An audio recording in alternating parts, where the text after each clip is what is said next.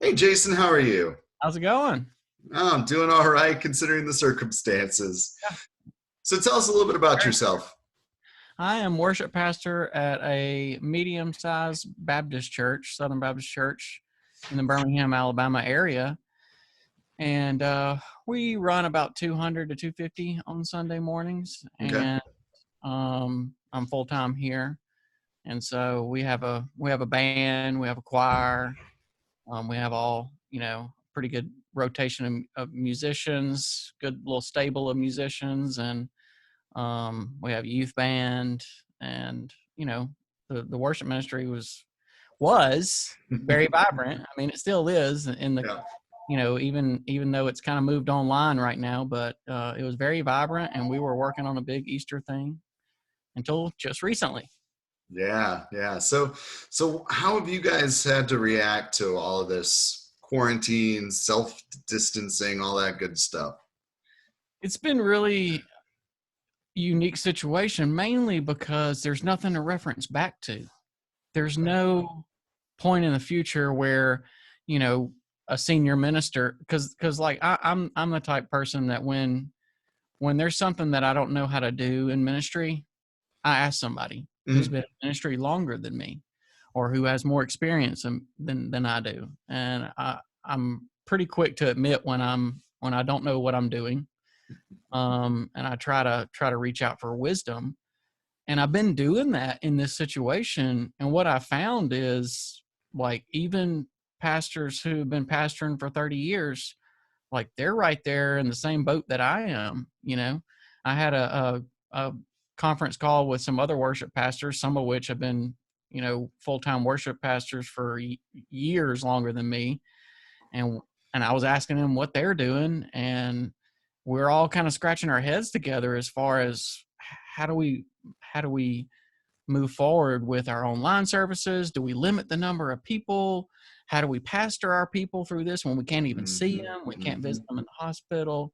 It was a ton of questions that there just didn't seem to be, a clear, definitive answer. Like, this is what we're supposed to be doing right now. We're having to figure this out just one step at a time. Yeah, and that's kind of where I'm at with the blog and the podcast here of just kind of, where do we go? What do we do? Because, usually I'll write blog posts that talk about, how do we, it's just different tools and tips and things like that. And right now it just kind of seems pointless, And so I'm like, well, let's talk about some of these things and maybe what you're doing is going to connect for somebody else and just give some encouragement and give some help. So, what what are the biggest challenges that you've seen so far in what you've had to go through? Um, well, so far, I think one challenge, I don't know if I'm going to say it's the biggest, but people are pretty scared over this thing. Emotions are running pretty raw on this. And so just like within my own worship team, we did an online service last week, and we're going to do another one this week unless something drastically changes. But I didn't want to ask them to participate in recording our online service. That's what we're not streaming it; we're pre-recording it. Mm-hmm. I didn't want to ask them to do it without leaving them an out. Um, so I told them, if you don't feel comfortable, getting out in public right now, I totally understand. Mm-hmm. And I know a couple of them don't feel comfortable.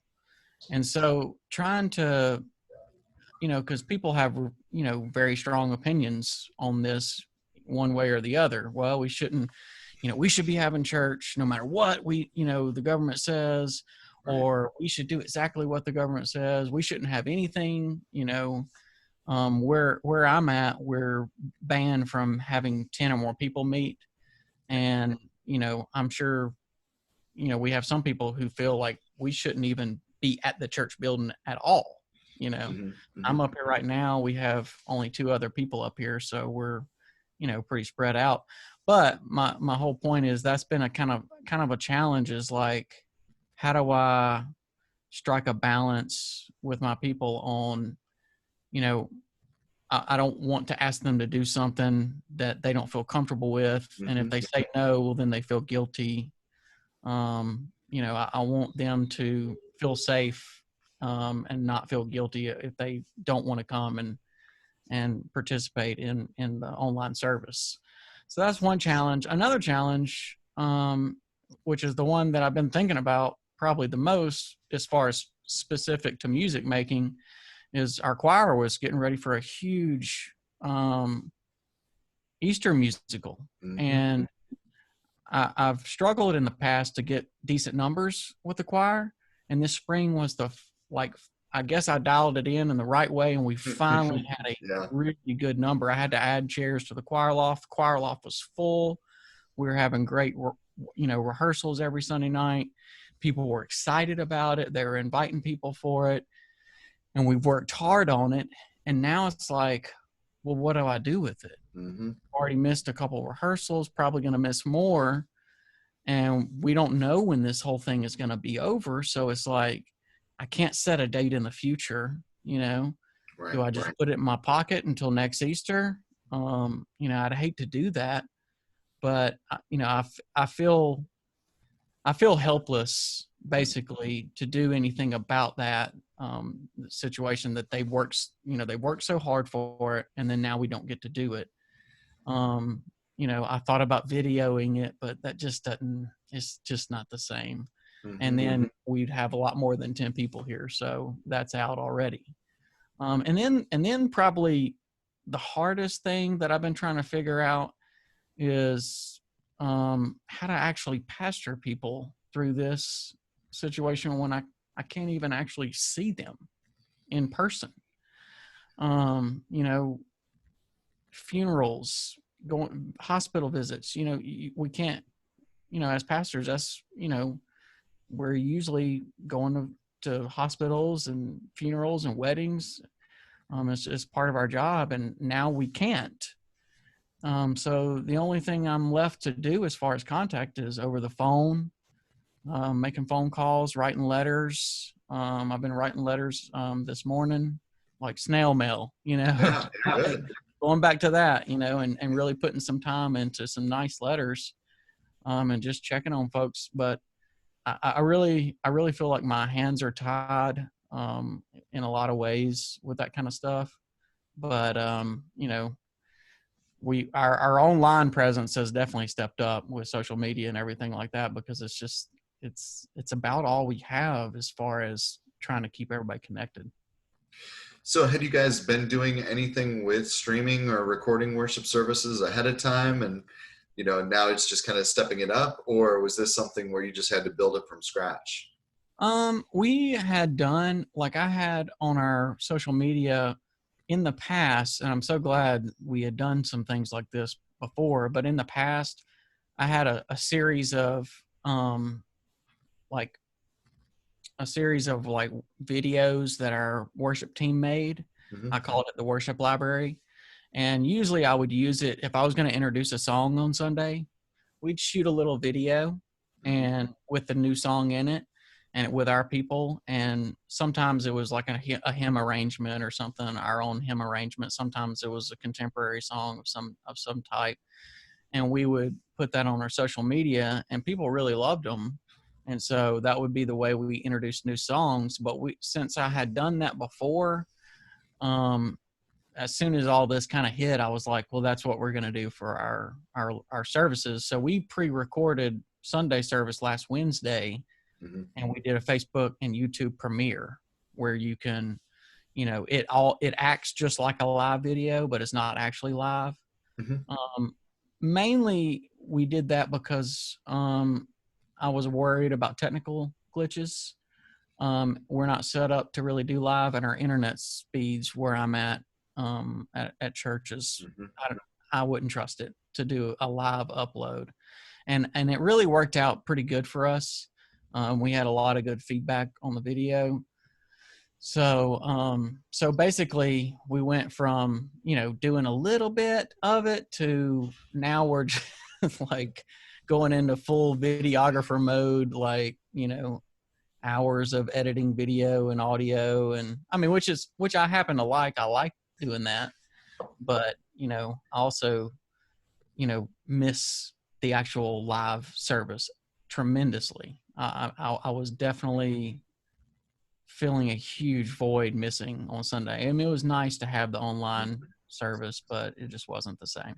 So was Sunday the first time you did the online service? Yeah, Okay. and Okay. we had talked about doing that before, but being as we have, um, we are still like debating on the philosophy of, does that give people an excuse to miss church if there's an online option, Hmm. because there's nothing like actually being in person in worship. We had not really, like, talking about me and my senior pastor, we had not really like had an answer to that question yet. We talked about it some. We talked about the benefits of having an online service. Well, somebody who's wanting to visit your church could see what it's like before they come. Might make them want to come. They might Yeah. see your service and say, hey, that looks, I really like that, I'm going to come visit. But it could also, and then I won't even go into, there's plenty of downsides to it also. So we never had really answered that. So we kind of got pushed into this pretty quickly because we just didn't have anything else to offer. Mhm. So I think we'll have some pretty good conversations of, when this is all over, do we keep moving forward with this or not? Yeah. And I think So the answer will be yes, we probably will. right. Well, I think a lot of churches are that way. For us, we had been streaming our services on Facebook Live every Sunday, and we've got a technology guy on staff who's just tremendously gifted. But last Saturday, we decided, a week ago Saturday, sorry, for the worship service on the 15th of March. We decided Saturday morning that we were going to do everything streaming online live, and so we had it on Facebook Live, YouTube Live, and then he also set it up with Vimeo. And that was Mm. his plan, was to have everything done long term through August. He got it done in a day. So I mean, it was just a lot of craziness and a lot of work, and it all worked out fine. But yeah, we're doing everything live online at the same time and not doing the pre-recording of things. And that may be something that for us it changes down the road, especially like if we're going to get to Easter, where we get to that point where we're having to worship online for Easter. For us at this point, we're planning on getting back to live worship on Palm Sunday. We'll see, Yeah. but it's one of those things where I think that's part of the conversation, is what does that look like if we're doing it online for Easter. I think probably we look to maybe do some recording ahead of time just to make it be the best that it can be. I mean, what we're doing now is really come together really, really well, but I think just the more we can edit it and really craft it to make it the best that it can be is going to be good. So is this basically just your baby? Are you having any extra help with this, or are you kind of on your own with it? The editing part, I did pretty much most of it, but um, we had somebody work the cameras, Mhm. and had the band, and I had another worship team member. He made a little animated intro for the video and everything. So I've had plenty of help, and you know, but what's interesting that I've seen with all these different churches that have been kind of pushed into this online thing is, I've seen a few Pharisees out there, who have said, "Oh, it's got to be live." If you're not doing it live, well, then it's not really worship. I've seen a lot of different debates like that, and have had talks with people about it. Mhm. And I'm like, but this is unprecedented. This is uncharted waters that we're in, and every church, and this extends into the general ministry of the church too, how a church ministers to its congregation and to its community during this time. There's got to be some grace out there.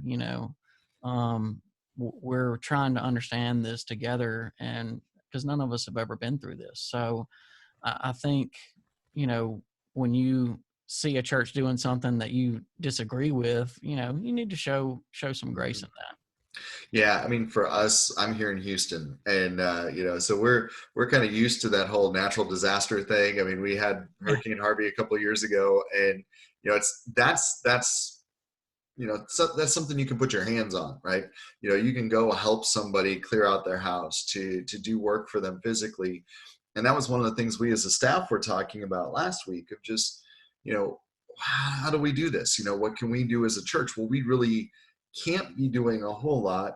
So it's more of how do we encourage our members, our congregation to connect with their neighbors, to connect with the people around them, to offer whatever help that they can somewhat. I mean, and that's the other thing is that we're not able to really be together. So it's not like I can say, well, hey neighbor, you need groceries, let me go to the grocery store for you. I mean, you can, but it's Yeah. kind of that, oh, let me just leave it on your front door for you. um, but it's that kind of thing where the church as a unit can't really do much overall at this point, but individuals can. And so that's kind of the mindset, the mentality that we've taken is, we've used social media. Our children's minister has been doing a devotion for kids every day. Yeah. Our pastors have been doing devotions, and just trying to be connected in that way. It's not the same, obviously. There's Right. just no way you can replicate that in-person personal connection. But the more that we can give that encouragement and give that hope, in all of this, and just speaking peace into everything that's going on, the better. Um, yeah, and that's it's like you said, it's unprecedented. This is something that we have nothing to go from as a template of how do you deal with this. So yeah, it's really tough.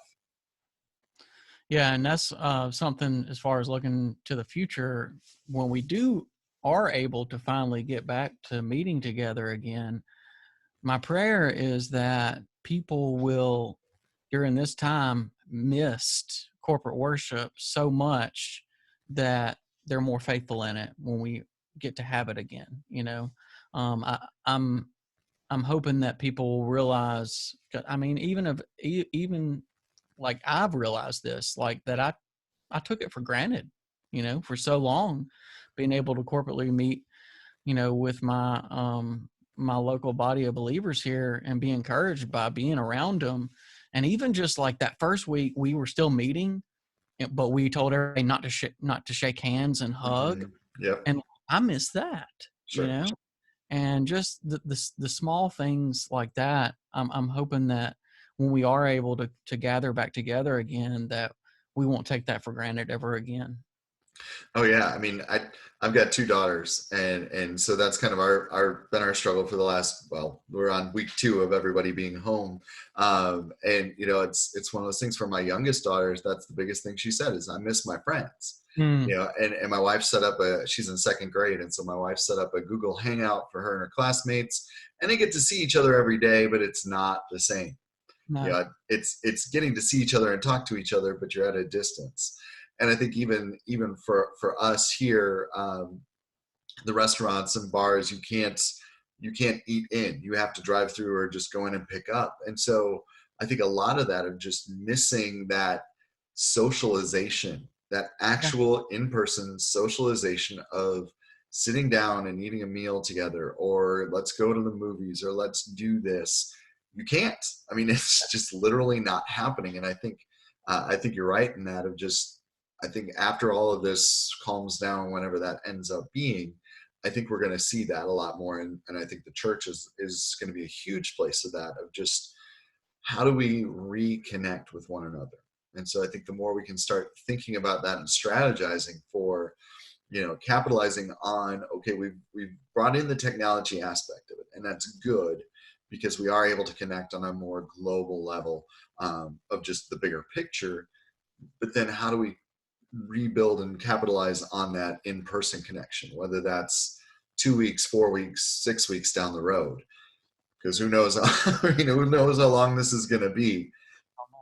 yeah, yeah. And I'm really hoping that people's personal spiritual disciplines will grow during this too, because you can't tell the pastor, "Oh, well, I just don't have time to read my Bible anymore," because you have time, You have a lot of time. Yeah, A lot of our absolutely. people are working from home now. A lot of people are probably in the near future not going to be working, Unfortunately. unfortunately. And so, I mean, I found myself, I went from having almost every night of the week booked up doing something to nothing at nights. So, I'm trying to figure out ways to, grow my own spiritual life um, in ways that I just didn't have the time for before. And so that's another, prayer of mine is that our congregation will be able to utilize this time, effectively to grow in their devotion to Christ. Yeah, absolutely. Absolutely. So are you guys looking at just kind of basically looking at week by week, or do you have kind of a time period that you're looking at kind of doing everything online, or? We told our congregation that we have canceled all on-campus services until further notice. Okay. Uh, so we're taking it just a week at a time. There was the thought of recording our worship team recording as many songs as we possibly could do in one go, like a batch recording of a bunch of songs Hmm. to have on hand for the next 2 or 3 weeks. But we decided to just do week to week, mainly because say there's a shelter in place order next week, you know, we don't want the appearance of us not obeying that. Right. If that makes sense. Did I lose Yeah. you? Yeah. I mean, and that's kind of where we're at too, because the Texas governor said yesterday he wasn't going to order a shelter in place, but basically leave it up to the localities. And right away yesterday, Dallas was shelter in place. I was reading earlier that San Antonio is going to be looking at that, and Houston here as well. I mean, that's kind of what they're talking about. So yeah, I don't know what that's going to be for us.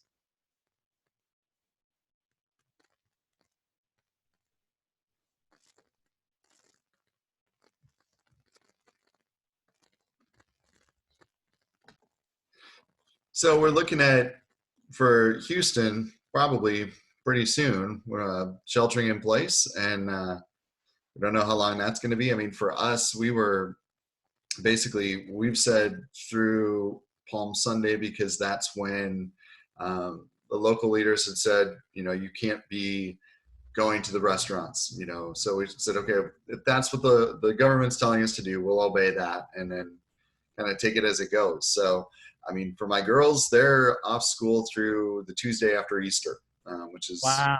yeah, I mean, they would start back after Easter vacation that Tuesday, but right now, yeah, it's this week and 2 more weeks of being home, but they're doing everything learning online. Yeah. So that's been helpful, but I mean, it's just been such a learning curve for so many people. Um, Yeah. but I think the great part about this, and I think this is for us in the church, is a great positive, is that we can be creative. We can be looking at this as a positive challenge, as opposed to, you know, how do we, how do we do what we've always done? Well, yes, but we've seen for ourselves that we can do what we've always done, but a little bit of a twist on it. So that's a positive thing, I think, as well. Yeah. There's things that I've never thought of before. I mean, like I've thought of it before, but like family worship. Right. I thought about it. Have I ever devoted any time to, you know, like hashing that out and trying to figure out what that would look like to encourage our families to do? Not until now. So, and there's a ton of other things, that like that where I'm like, why have I never thought of that? And it's because, I just had been stuck in a rut in my routine. And this has definitely jolted me out of that.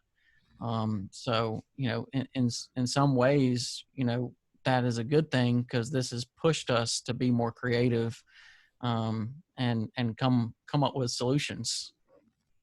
And I think for all of us, we get into those habits, because we are busy and we don't make the time to invest in really pushing ourselves out of that box and challenging ourselves.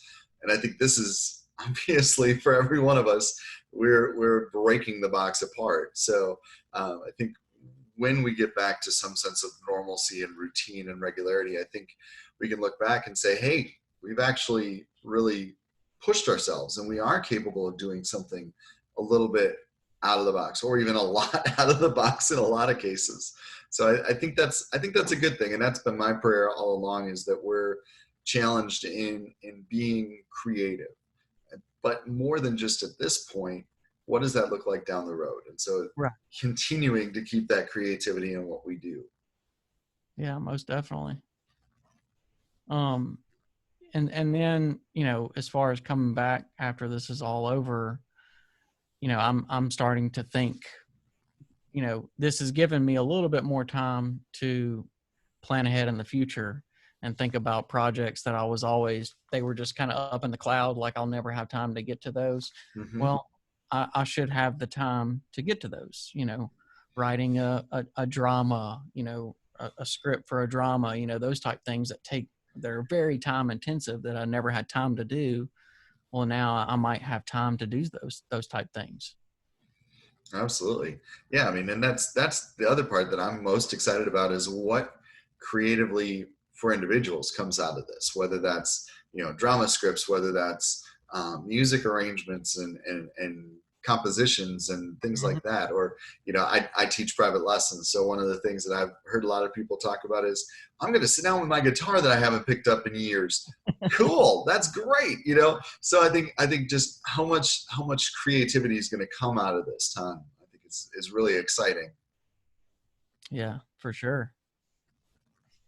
So when you're putting together your online service, um, what kind of form has that taken? Has that been a kind of a simplified version of what you typically do on Sunday mornings, or has it been we're going to do exactly what we do, just making it recorded, or how have you done that? I definitely did a simplified version.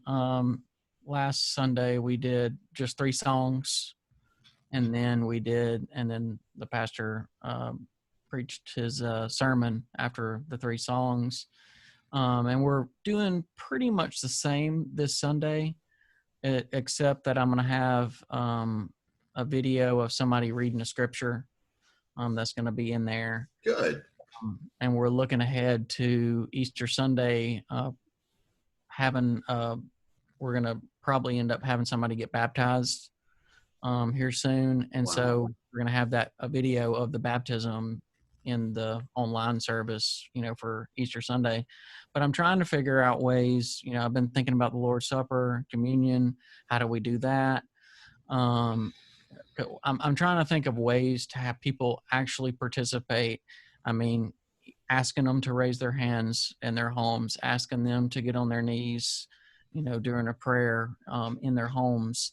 And I know that's, can be awkward when you're looking at a computer screen, but just asking them to do it anyway. But just trying to figure out how to get participation and making them feel like they're actually part of a worship service. But, in general, our online services last week and then this one this week, I mean, it's going to be a good deal shorter than what we normally do. Sure. And I think that's okay. I mean, it's Yeah. not, I don't think we can exactly replicate what we do together on Sunday mornings at home. Like for us in my church, we typically will have a responsive litany, which we just said, that's just not going to work, and so what we've done is we've just picked scriptures, 2 or 3 verses of scripture. Let's read it all together. Yeah. So it's kind of that whole, okay, you can read it along at home, because what we've kind of structured is, because typically during the message, we'll have the kids go with our children's minister for children's church. Mm-hmm. Well, they can't do that, obviously. Right. So at the beginning of the worship service, we have kind of a higher energy song. We have our children's minister kind of do a little children's message. But we've been encouraging the kids, let's have a dance party. And we've gotten videos back of, hey, look at our kids. My wife did it yesterday, of our girls dancing in our living room. But that's awesome to see that feedback and that engagement as well. So I think you're right. It's awkward. It's weird. Yes. There's just no getting around it. I mean, even on our end of being in a worship space that's typically full of people, I mean, we're using our gym space where we usually have about 300 to 400 people on a Sunday morning in worship, Wow. where there's no chairs set up. It's empty. Yeah. It's a weird feeling, So, I mean, it's weird all around. There's just no getting over it. And so, it's one of those things that we just have to make the best of it in the midst of where we're at, realizing that this is not going to be permanent. This is temporary. We don't know how temporary that is going to be, but we have to make the best of what we've got. And I think that's where a lot of churches, I think have really said, okay, hey, let's do it. Let's figure it out and let's go. Yeah. And be grateful that we even have what we have. There's always things to be grateful for, even the small things, and able to connect with each other online is one of those things that, I'm grateful that we have it, because we had a lot of good response to our online service, more than I thought we'd have. Good. And they were pretty grateful that, we had something, and, they know it's not by any means, the same, but it's at least some way to keep connection going with each other.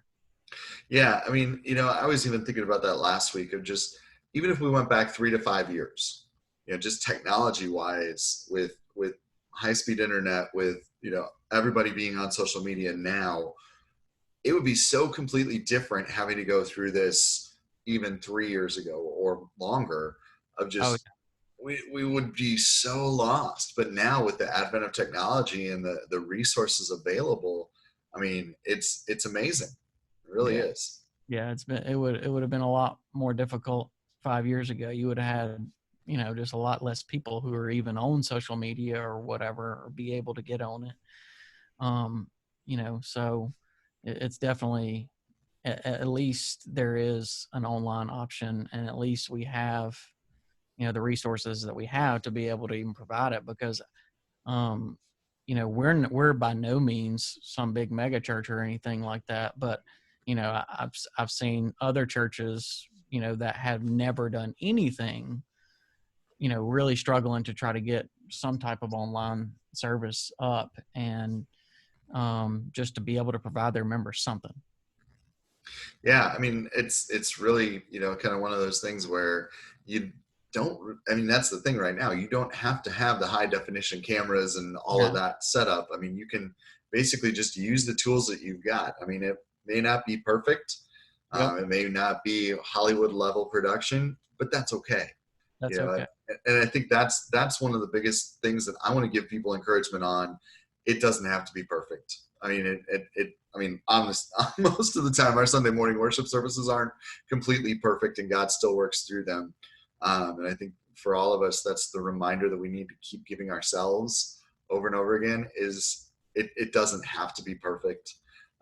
We just use the tools that we have and do the best with what we've got, and our heart to glorify and praise God. That's really at the center of where we're at. Yeah, I'm sure worship fails. The Instagram account worship fails. You get a lot of material here soon. Isn't that the truth? Oh my gosh, yeah. But I think ultimately, when we look back to Scripture, we know that God doesn't look at that outward appearance. God doesn't look at that outward expression. It's God's looking at our heart, and that's the thing, is that our heart is to be gathering together. Well, we physically can't, so we have to make the best of it, and I think God is understanding of that. And I think that's the other thing to me, is the biggest takeaway in this, is we get so focused on buildings and just physical locations, and really we can still be the church. We don't Oh, have to be in a location. For my church, we're actually next Sunday is when we were supposed to be having the big celebration of our Capitol building campaign that we were in the process of, and that's mm, all on hold right now. But I think it's a great reminder for us that it's not about a building. that, I mean, God works in ways that are bigger than what we can see. I mean, you think about the early church. I've heard people reference that of just, they didn't have a building. They right. met together in people's homes. Well, we're technically meeting in homes, right?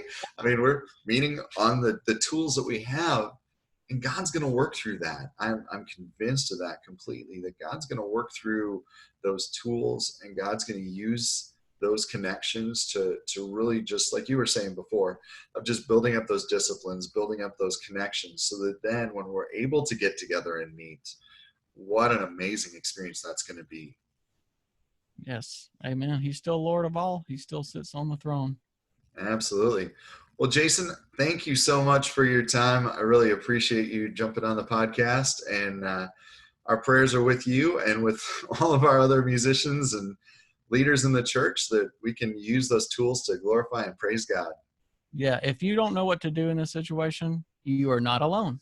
There's a lot of us out here that don't know what to do, and we're just whistling in the dark and trying to do the best we can. Amen. Well, thanks so much, Jason. Thanks for having me.